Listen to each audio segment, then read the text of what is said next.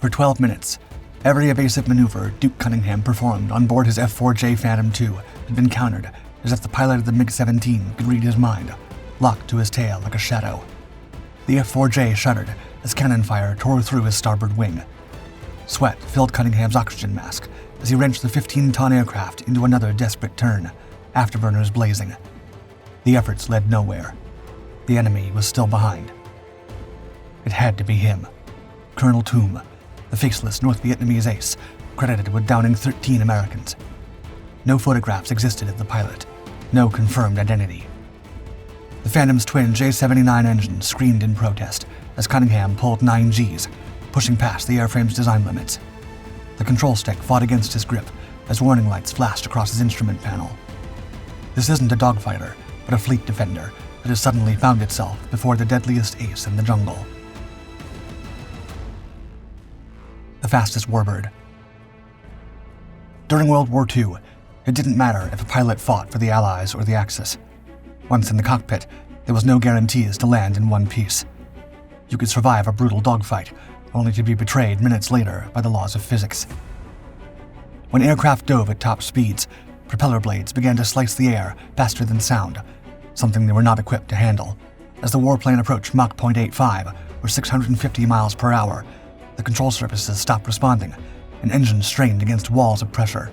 Messerschmitt Me-109s, Hawker Typhoons, and P-38 Lightnings would shake themselves apart mid-dive, splintering in the sky, and taking down their pilots, with them just shy of surpassing the sound barrier. Despite some claims by individual pilots, it's believed that during the war, no man managed to go faster than sound and live to tell the tale. However, in the years that followed, the quest to go supersonic only picked up speed. At first, it looked like Britain had won the race. In 1942, British engineers began working on a secret aircraft, the Miles M52. Designed with a bullet-shaped fuselage, turbojet engine, and an all-moving tailplane, which proved a critical innovation for supersonic control, the M52 was on track to be the first aircraft to shatter the sound barrier in level flight. But the British government scrapped the project just before its maiden flight, citing budget cuts and shifting priorities. The runway was left all clear for America to take the lead.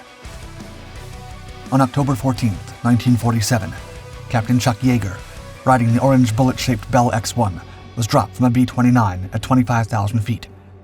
The rocket engines ignited mid-fall, and Yeager shot across the sky at Mach 1.06, reaching a speed no human before him had ever experienced. He had gone supersonic. Having cracked supersonic design, Americans immediately ramped up their fighter jets' evolution. Soon, designs that had once moved at moderate speeds were breaking Mach 1 without breaking a sweat. During this technological revolution, McDonnell Aircraft proposed a supersonic update for the United States Navy's F-3H Demon fighter. The Super Demon would pack advanced radar, 20mm cannons, and even rocket pods with 56 unguided FFARs. Most importantly, the twin General Electric J-79 engines promised a speed of nearly Mach 2, translating to over 1,500 miles per hour. The Navy had just received its first supersonic fighter, the Vought XF-8E1 Crusader, and wasn't looking to double up. Still, adding another supersonic-capable aircraft to their ranks was too tempting to ignore. On May 26, 1955, 4 Navy officers walked into McDonnell's offices with a new set of technical specifications in hand. They were not interested in another supersonic fighter. Instead, they wanted a Guardian, capable of defending entire carrier strike groups against incoming bombers. They wanted the ultimate fleet defender, one that could strike fast, see far, and bring overwhelming firepower to any terrain. And McDonnell promised to deliver. A Star is Born.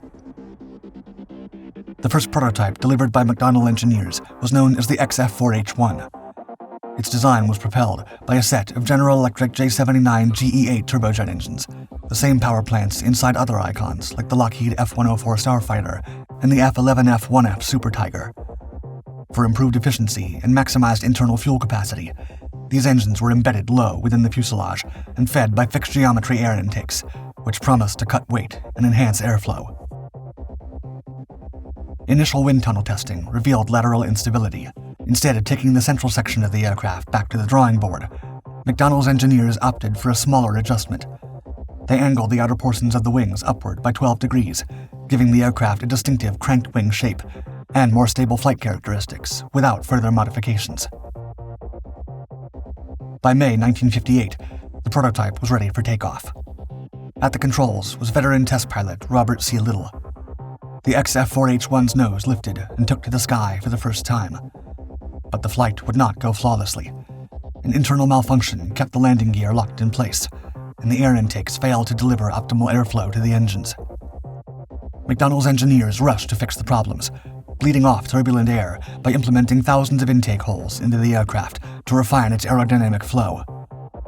With these modifications, just 1 year later, the model was on track to surpass the XF-8U-3 Crusader III, its supersonic naval rival.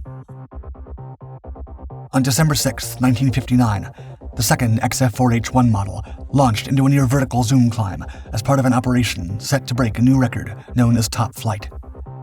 The aircraft rocketed through the sky at Mach 2.5 and reached an altitude of 98,557 feet, a feat which, for the time, appeared like the stuff of science fiction. By 1960, the XF-4H-1 would be deemed ready for deployment. During early meetings to discuss the official name for the model, there were suggestions to name it Satan, but the team settled on Phantom II, a nod to McDonnell's F-H-1 Phantom, the first American jet to land on a carrier, which entered service in the last months of World War II. The final design was a two-seater, capable of climbing to 41,000 feet per minute, topping out at Mach 2.23, despite a frame of over 41,500 pounds. It carried an arsenal of 9 external hardpoints that could support up to 18,650 pounds of armament. Sidewinders, Sparrows, cluster bombs, laser-guided munitions, and even tactical nuclear warheads. For the U.S. Navy, this was the defender they'd been looking for, and with Cold War tensions rising by the day, it seemed as if it was arriving in the nick of time. Growing pains. On August 2, 1964, the U.S. destroyer USS Maddox, patrolling near North Vietnamese waters on a covert intelligence mission, was suddenly attacked by 3 North Vietnamese torpedo boats. In the days that followed, amid confusing intelligence reports, the U.S. Congress handed President Lyndon B. Johnson sweeping authority to unleash American military might in Southeast Asia. No formal declaration of war required. With the Gulf of Tonkin resolution in place, the F-4 was ready to engage in combat. The Phantom II's first combat mission came as part of Operation Pierce Arrow, one of the first U.S. bombing operations carried out in the war. Rising from the decks of the USS Ticonderoga and USS Constellation, squadrons of F-4Bs took to the skies, escorting A-4 Skyhawks and other bombers on retaliatory strikes against North Vietnamese vessels. Although the Phantoms had been conceived as the ultimate naval defender, Vietnam proved to be a battlefield that not even the F-4s were prepared for. As they soared over enemy territory, walls of anti-aircraft fire often erupted beneath them. Phantom pilots dove, twisted, and climbed to avoid being hit, but luck wasn't always on their side. Complicating things was the fact that early Phantoms tended to pour thick black smoke from their engines, trailing long dark plumes across the sky, which constantly gave away their location, making them an unmistakable target for lurking MiGs. In the months that followed, the reality of war only kept proving harder to manage for the aircraft. When dogfighting against Soviet-built MiG-17s and MiG-21s, the Phantom's brute force often wasn't enough. The lighter, tighter turning, and more agile MiGs slipped through the Phantom's radar net and danced into its blind spots. The F-4s had speed, but agility and precision won fights in Vietnam, and the Phantom didn't seem to excel in either. Its air-to-air missiles, designed for long-range engagements, proved disastrously ineffective in dogfights. Hit probabilities sometimes fell below 15%, especially once evasive maneuvers from enemy pilots began. Stung by the failure, the Pentagon was forced to eventually pull several of these missile models from service. To make matters worse, the Phantom II had not been built with an internal gun. These launchers were all the aircraft had. Pilot John Cheshire would later say, quote, "The biggest mistake on the F-4. Bullets are cheap and tend to go where you aim them. I needed a gun, and I really wished I had one." Having an efficient method to defend against enemy aircraft at close range is critical for any aircraft, but for the Phantom II, which already lacked in dogfighting capabilities. This was even more critical. Redemption. But the promise of the F-4 Phantom II wouldn't be lost in the jungles of Vietnam. As American pilots faced mounting losses, engineers returned to the drawing board, working around the clock to transform the weaknesses that had been exposed within the aircraft. This plane had not been meant as a fighter, but now it was clear that if it wanted to have a chance to live up to its full potential, it would need to fulfill all roles simultaneously: defender, attacker, and fighter. New variants rolled off the assembly lines, each giving American pilots a new line of defense against the enemy. First came the F-4E, equipped with an M61 Vulcan rotary cannon and a 6-barrel 20mm gun that could fire over 6,000 rounds a minute. Finally, Phantom pilots had a chance at close-quarters dogfighting. Engineers reworked the smoke-trailing engines to eliminate the dark plumes that made F-4s visible targets from miles away. Upgraded missiles, particularly the AIM-7 Sparrow and AIM-9 Sidewinder, were refined with better seekers and fusing, giving the Phantom more efficient strikes in air-to-air combat. To boost maneuverability, engineers installed leading-edge wing slats on some models. While these slats slightly reduced top speed, they gave the Phantom the agility it desperately needed in tight turns and high-G engagements.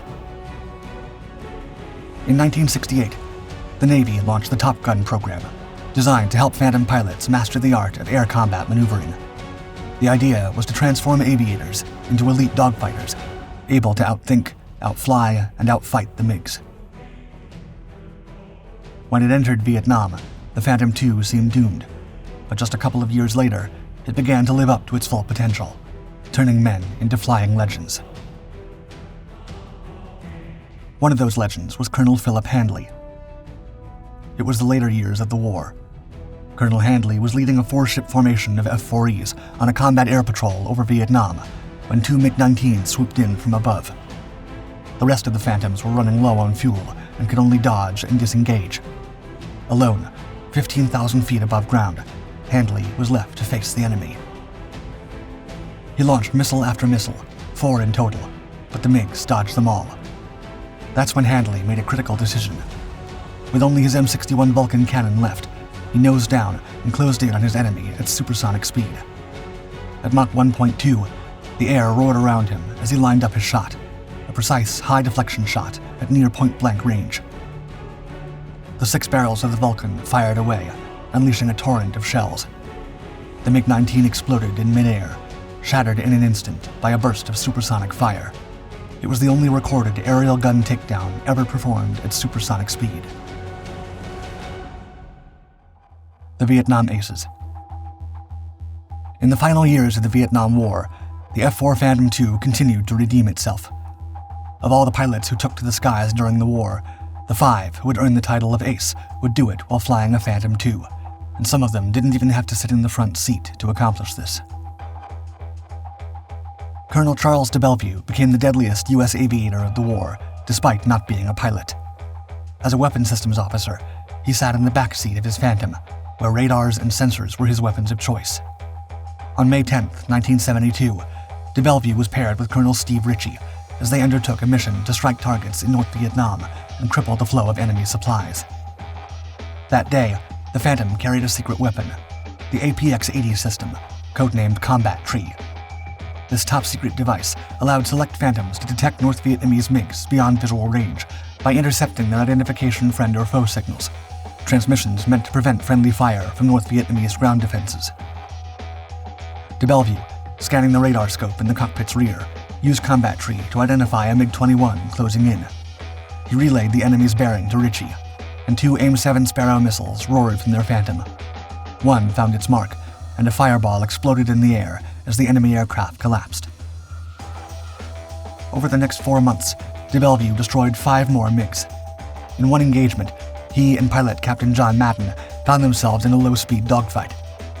Flying just 500 feet from their opponent, they were close enough to make out the paint on the MiG-19's tail. The enemy was ready to escape. De Bellevue remembers, quote, "He got a visual on us, snatched up his flaps, and hit afterburner, accelerating out. It became obvious we weren't going to get another shot at the MiG." Before the MiG could flee, Captain Madden released an AIM-9 Sidewinder from the Phantom II, striking right on target. However, de Bellevue's most notable battle win came alongside Steve Ritchie. Ritchie, who had once been the youngest instructor at the Air Force Fighter Weapons School and would go on to become the only Air Force pilot ace of the war, led a MiG-cap formation with de Bellevue in the back seat. They'd been tasked to shield strike aircraft returning from raids over North Vietnam, but before they could reach base, things changed. At 15,000 feet over a hostile sky, a voice came through the men's headsets. It was Red Crown, the radar team aboard the USS Long Beach, reporting that a group of MiG-21s had been spotted miles southwest of Hanoi. Ritchie suspected that the MiGs were likely retreating at high altitude and maximum speed, hoping to slip unnoticed after aborting an ambush. The captain called for altitude data, but the ground controllers could not get an accurate read. But then, in the Phantom's rear cockpit, de Bellevue's radar lit up. The MiGs were directly ahead, at 25,000 feet. Ritchie climbed until he spotted two silver flashes slicing eastward. As de Bellevue gave constant range updates, Ritchie armed his Sparrows and fired the first two, but the aim was off, and they streaked past the enemy. Ritchie zeroed in on a single MiG, tracking its contrail, but failing to get close enough for an optimal shot. Fuel bled away. Suddenly, the enemy pilot made a mistake. He turned. That cost him speed and momentum and gave the Phantom the advantage. Ritchie fired once more, and while one missile vanished into the clouds, the second found its mark. Back on the ground, Ritchie would later say, quote, "My fifth MiG was an exact duplicate of a syllabus mission at Fighter Weapons School. I had not only flown that as a student, but had taught it probably a dozen times before doing it in combat." The legend. Impressive as that was, no moment better defined the F-4 Phantom II's role in Vietnam than the near-mythic aerial duel between U.S. Navy ace Duke Cunningham and the mysterious North Vietnamese pilot known as Colonel Toom. Cunningham and his radar intercept officer, William P. Driscoll, were flying an F-4J Phantom II, returning from a successful strike on a North Vietnamese rail yard. They were escorting a vulnerable pack of A-7 bombers when a swarm of MiG-17s closed in fast, homing in on the slower aircraft. Without hesitation, Cunningham peeled off to intercept. Two MiG-17s dove straight at him, but he yanked the Phantom into a hard brake turn, forcing one of the attackers to overshoot. As the MiG blazed past, Cunningham reversed his turn, lined up the shot, and fired an AIM-9 Sidewinder.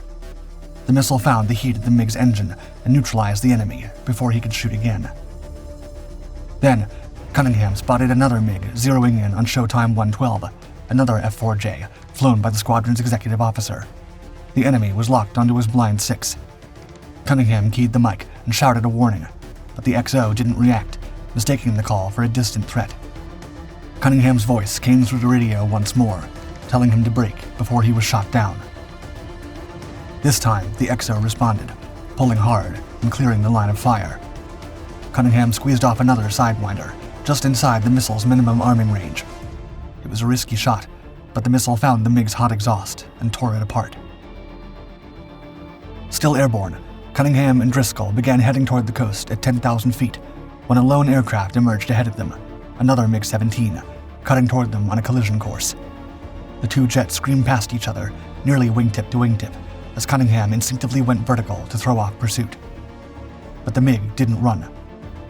Climbing nearly 8,000 feet straight up, the MiG held position just 300 feet off their wing, canopy to canopy. Locked in a vertical spiral, Cunningham tried every maneuver in the book. He pitched, rolled, dove, and pulled, but the MiG stuck to his six like a shadow. Each time he thought he'd shaken the enemy, the MiG reappeared, poised to strike his Phantom. The men realized this pilot was not like the others. Cunningham turned to Driscoll and shouted, quote, "That SOB is really lucky." Suddenly, a somber thought crossed their minds. This had to be him, Colonel Toom, the legendary Vietnamese ace, credited with downing 13 American aircraft. There were no photographs of his face or details of his name, yet for many pilots, he was the beast they feared most while flying above the jungles of Vietnam. But Cunningham couldn't let fear paralyze him. He slammed the throttles to a halt, popped the speed brakes, and pulled the F-4 into a high-angle climb, a sudden deceleration maneuver that nearly stalled the aircraft. The MiG blew past, overshooting for the first time. Cunningham hit full afterburner, rolled to the MiG's blind side, and clawed his way into firing position. The MiG dove hard, trying to escape, racing toward the jungle floor as Cunningham followed. The heat rising from the earth below could throw off the missile's seeker, but this could be his only chance. He fired away, screaming, quote, "Fox 2." The Sidewinder launched, and at first it appeared as if the shot had missed. But moments later, Cunningham saw the plane come crashing down on the ground. In a single mission, Cunningham and Driscoll had achieved 3 air-to-air strikes, completing one of the most legendary dogfights in aviation history, and finally laying to rest the legend of Colonel Toome. The American airmen became the only Navy aces of the war. The Phantom goes global. Although the United States ultimately lost the Vietnam War, the F-4 Phantom II came back home as a champion. By the time the war ended in 1975, the Phantom had racked up a tally of approximately 150 confirmed air-to-air victories, primarily against North Vietnamese MiG-17s, MiG-19s, and MiG-21s, making it one of the most successful combat aircraft of the war. The aircraft became the backbone of American air power, and the world noticed. Across the globe, nations scrambled to acquire their own fleets of Phantoms, hoping to get their hands on a piece of American aerial dominance. In total, 11 countries, including Australia, Germany, the United Kingdom, Israel, Japan, and South Korea, integrated different variants of the F-4 into their air forces. These Phantoms would serve in some of the most important conflicts of the 20th century. During the Iran-Iraq War, the F-4 became crucial for the Iranian forces' deep strike and interdiction strategy. Some of their Phantoms were outfitted with AGM-65 Maverick missiles, capable of taking out entire Iraqi tank columns. But perhaps no foreign air force exploited the full power of the Phantom with more success than the Israeli Air Force. In the War of Attrition and the Yom Kippur War, Israeli Phantoms became one of the most successful weapons of the Israeli Air Force, credited with 116 aerial victories, many against swarms of Syrian and Egyptian MiGs. One of the most notable moments unfolded on October 6, 1973, the first day of the Yom Kippur War.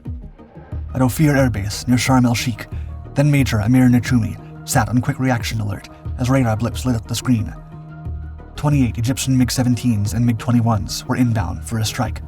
Commanders ordered him to remain grounded, but Nachumi knew if he didn't do something right away, the runway and multiple aircraft would be reduced to rubble. Defying orders, Nachumi fired up his engines and roared down the strip, on board a Phantom II, just as enemy bombs began falling over the airstrip.